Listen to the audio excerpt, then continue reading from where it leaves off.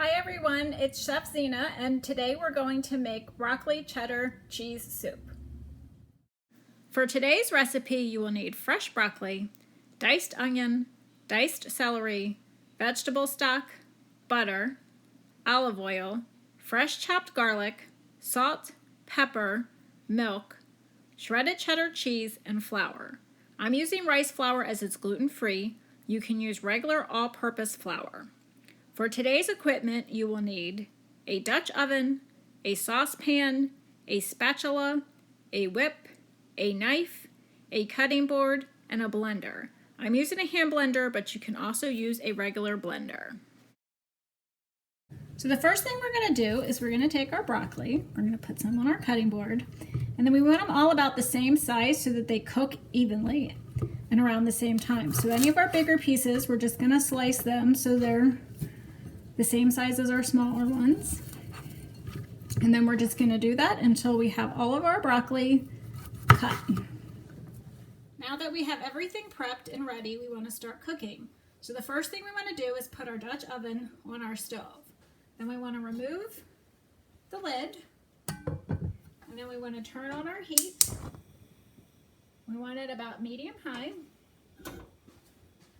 And then you just want to pour in a little bit just to coat the bottom of your pan of your olive oil.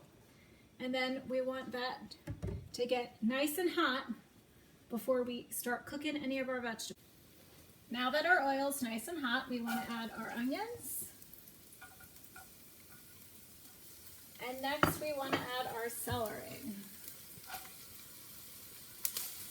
And then we want to continue to cook this until it's nice and soft.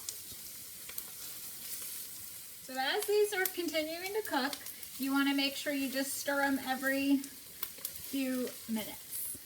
Hi there! Now that our onions and celery are nice and cooked, we're going to take our fresh broccoli that we chopped and we're going to put that in our pot. And now we're going to let this cook for a couple minutes, stirring occasionally like we did with our celery and our onion until it's soft. See you in a couple of minutes.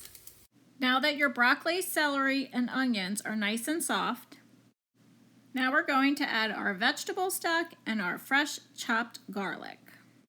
Our pot of soup is boiling. We want to put the lid on it, reduce our heat, and we want to simmer for a couple of minutes. While the soup is simmering, we're going to start making our roux, which will thicken our soup.